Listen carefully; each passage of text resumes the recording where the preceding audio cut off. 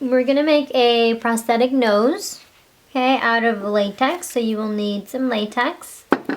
This particular latex is already a flesh type, it's soft beige. There is other latex that you can purchase, but this latex is white and it'll dry off white, and it might not be what you're looking for. You can use it, you just have to add paint. So face paint of whatever color. Remember that you can always darken or lighten with either white or black. And then your primary colors, red, yellow, and blue. These you can make any colors with these 3 colors. Alright, so you also are going to need a little bit of oil. Paintbrushes. If your nose is big, you might want a thicker paintbrush. If your nose is smaller, you might want a thinner paintbrush, and make sure that the edge of it is somewhat soft. You don't want any harsh edges. A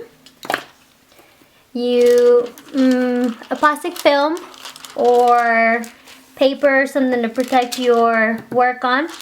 Napkins, I would probably not suggest you using them, because once you start applying the latex, it actually will stick to the paper towel or the napkin, and it'll be hard to peel your latex off, but plastic works just perfect.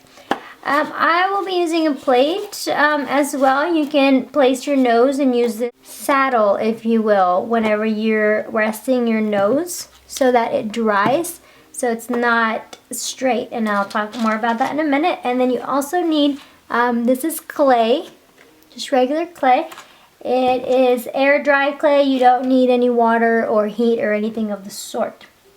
Okay, so we will begin. First thing that you want to do is you want to take a good amount of clay, and you want to just warm it up a little bit, and then you want to start making, like I tell my students, a patty cake.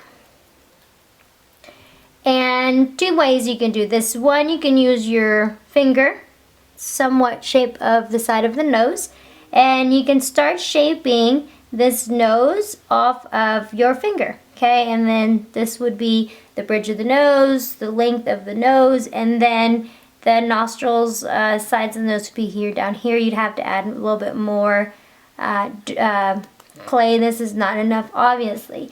Another thing that you can do is you can take your mannequin, or you can take your model that you're doing this on, put a little bit of bio silk on her, or petroleum jelly.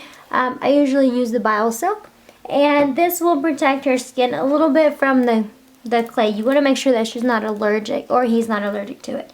So once I apply that, then I'm gonna, after I do my patty cake, I can start shaping my nose onto my model.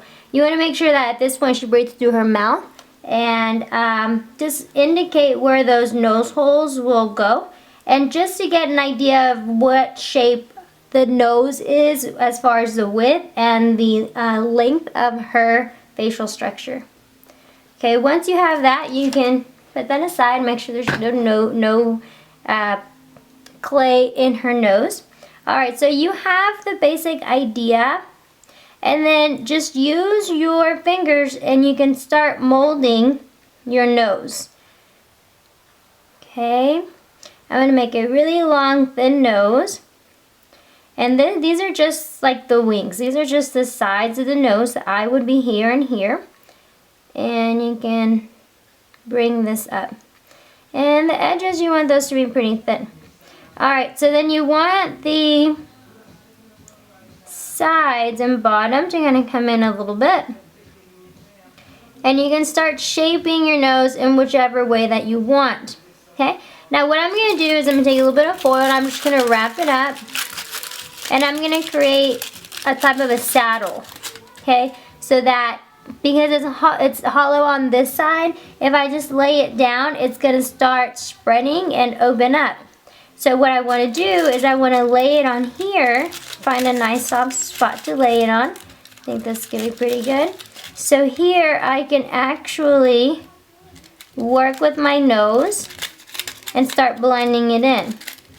Now I want to add my nose holes. The big nostrils, you want a bigger tip of the brush, and smaller nostrils, you obviously want a little. Well, this is where we had indicated. And so I'm going to go ahead and come in and just kind of roll my brush, and I can extend or expand my nostrils like so. Make them long or more oval if I need to. Make sure she's got plenty of breathing space or heat. At this point, if I need to, let's say that I needed to add a little bit more of a point on the nose, then I can add a little bit more of a point. When I add my Play-Doh in, I just want to make sure that I'm being careful. See, it's starting to tear here. So I just want to be really careful when I'm handling my nose. Alright, so at this point, what I want to do is I want to start blending in my nose, the tip of my nose that I attached some more Play-Doh or clay. So I'm just blending it in, and then I'm going to roll, like this is the bottom of my nose. So I'm just going to roll, and I do want a little bit of that lip down here.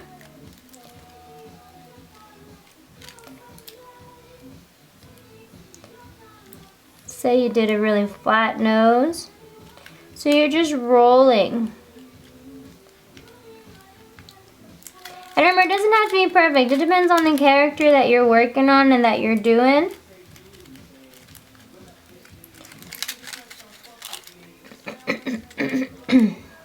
And on the top, you want to roll. You'll see those cracks that your Play-Doh will start getting. You want to go ahead and keep rolling, and that will get rid of the cracks. Now this line that I am here, what I can do is I can bring in, of course with the thinner brush, this one's a little bit too thick, and I can just blend my clay in together and keep rolling my brush until I'm happy with my shape. Now I'm pretty happy with this shape here. Maybe that bone is a little too sticking out, and you always want to research your character and make sure that the shape that you're creating is going to go with the character that you're working on. And you don't want to worry too much about these areas, you just want to focus on the nose. So I have my nose pretty good, my nostrils, I have the holes, and you do want to make sure after you roll that your nostrils are still in good shape. They don't necessarily have to be perfect unless if your character calls for that.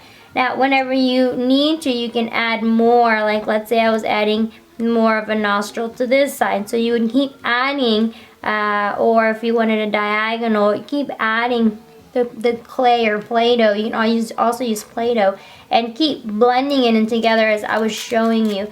So then I would just lay it down and let it dry in a manner to where it won't fall.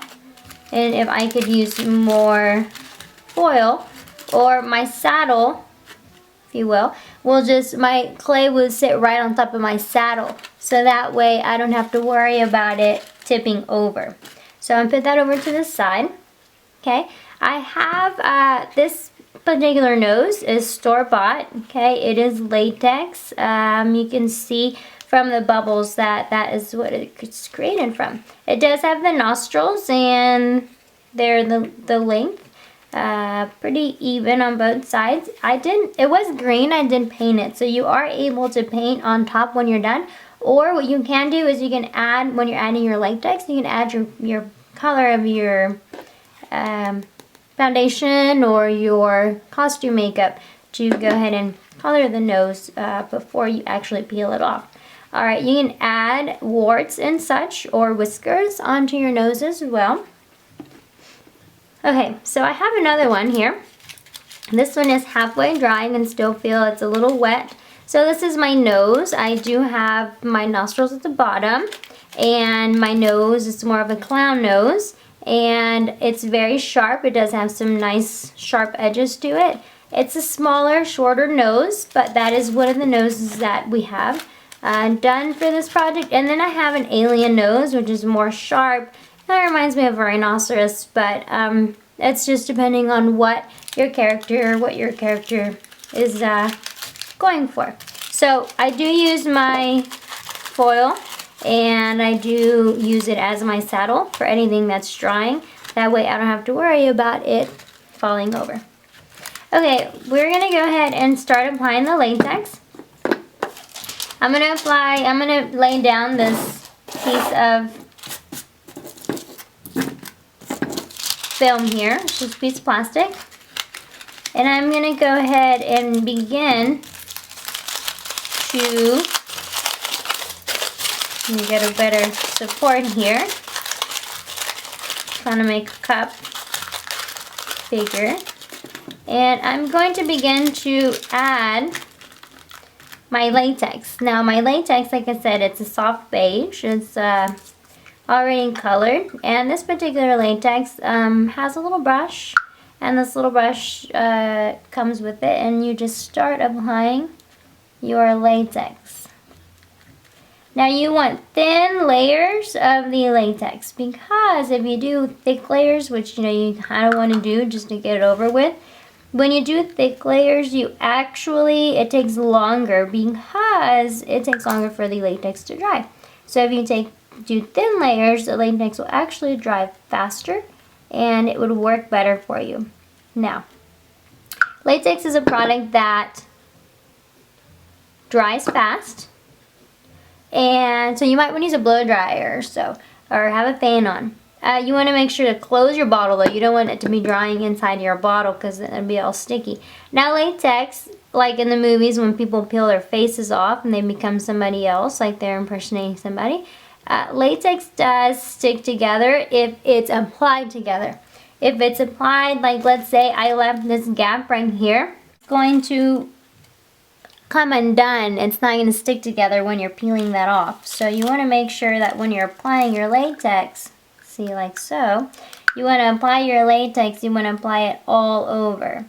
And whenever you're applying at the nostrils, you want to make sure to do a full circle around the nostril and leave no gaps. It's always better to add the latex a little extra away or outside of the perimeter of your nose, just so that way it's better to have too much than not have enough.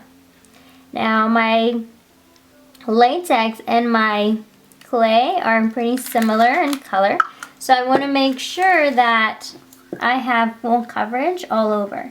Now this particular nose is working pretty good for me as far as staying still and not rotating or falling off of my foil.